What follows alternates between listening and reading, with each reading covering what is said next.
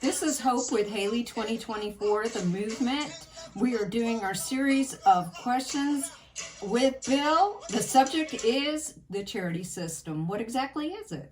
Okay, the charity system. I want to totally get rid of the welfare system and switch to a charity system. So real quick, I'm going to separate all government power into 30 sectors. 5 sectors will be in the charity system. There's the charities itself, the funding mechanism for the charity, the caseworkers for the charity, then family law is technically out of the charity system, but it's so involved that we want to put it into the system. And then religion, we never regulate religion, but it's there to fight for religious liberty. So that's the full charity system, but we get rid of totally the welfare system. Oh, very good then. So this system makes it better. What are the aspects that makes it better? Well, the current welfare system is doing a lot of harm. The biggest harm is that it took religion out of helping the poor. Religion has always been the biggest determining factor or push to help the poor for religious reasons, and it gave religious people the ability to help the poor and really push helping themselves. It gave a lot of good things come from religion, and when that's taken away, it goes to a secular system, and that's just not as good. One of the another big factor is it got rid of it broke up too many families, and that is causing too many reasons why we need a welfare system or people need help in the first place. What would be the steps for those that were in need, that found them in place in need of assistance? So we have the 5 sectors. The first thing you do is if you find yourself in need and then you're falling on the mercy of society to help you out, because we don't have welfare, there's no welfare whatsoever in the from the current government. There is a 5% mandate that 5% of GDP be contributed to the charity system. And we'll go over that in a minute. But the first step is that you go to your charity assessor organization, your caseworker that you already set up. We have competitive government, so you already signed up with one. Everybody is, 100% of the people is. That most people won't need it, but you're signed up with one.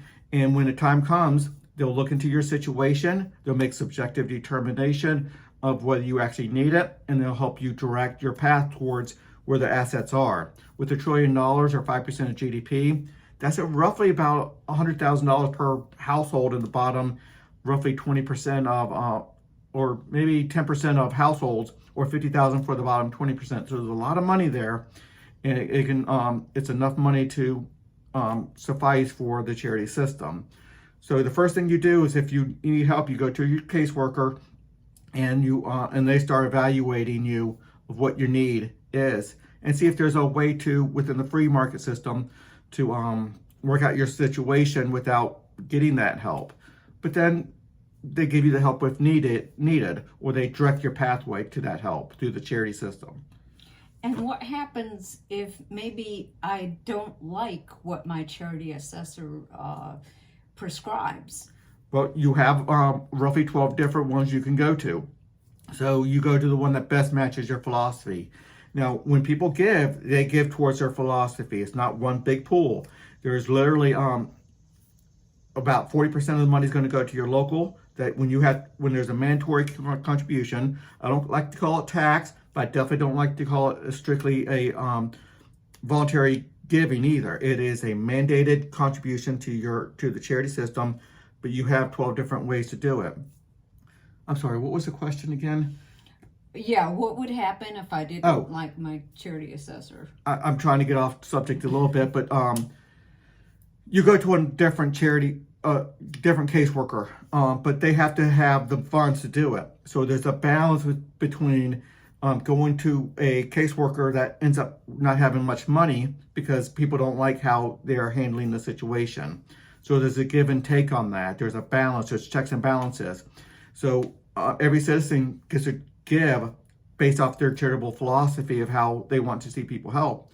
If you can go to whatever caseworker you want to go to, but they have to have the money. So there's a checks and balances within that system. And at that point, would I just be given the money? Or are there other options where I could gain some skills or some education? Well, that's what the caseworkers come in. They get to use their subjective determination whether they even give you any money whatsoever. They give you they can give you money. They can give you products. They can give you housing. They can give you clothing. They can give you whatever. But they also have the ability to put you into a job situation where they're not necessarily earning a living, but they're earning the benefits that they're giving. One of the big benefits of having caseworkers and competing to get your business or competing to get the charity money is who's doing the best. So the better charity, at least in my view, the better caseworkers will be putting people in certain jobs and education situations, internships and apprenticeships and the like to gain those skills. The caseworker's job is to get you out of that system and into a path to independence. So that's what we're going for. But other people have a different charitable philosophy than I do. That's why I get to give to the one I like. My neighbor gets to contribute to the philosophy they like, and that money is going to play a big role in what caseworkers. What assets they're afforded and they have access to. And what kind of role does the family law play in the charity system? Family has always been the first line of defense on people helping their fellow man. So you go back, when you fall on hard times, you go to your sisters, your brothers, your parents, your children if you're older, and the like. So that is always the first line of defense. So some people don't want that, and the charity system doesn't have to include family law. Some people think that's hugely beneficial, so their caseworkers can include family law. So we separate the powers. Family law is in one sector, charities in another sector. The charities caseworkers are in another one, and even the funding of the charities in another one. So I separate the powers, so there's always a checks and balances on the whole system.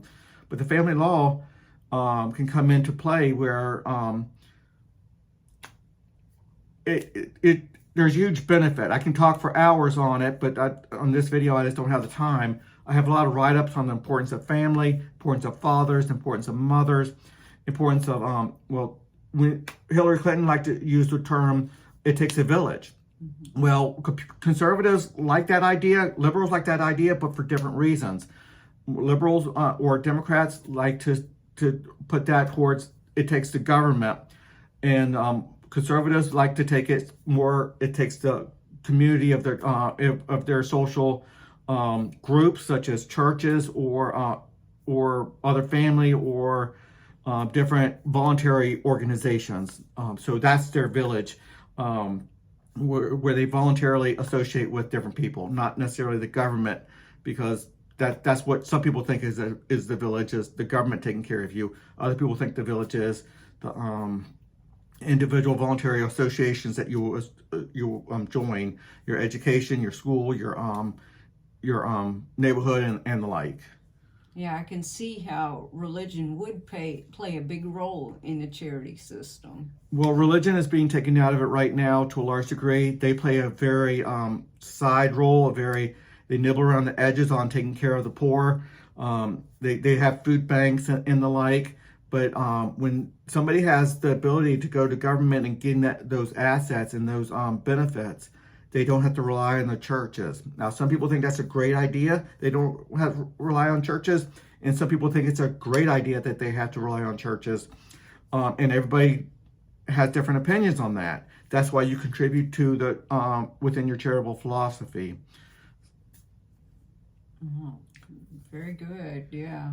Okay, so we're going to finish this video off. It's about a 10-minute video, but I have a lot of write-ups within my website on the charity system and how the charity economy is going to work in it, which we really didn't touch on this one too much.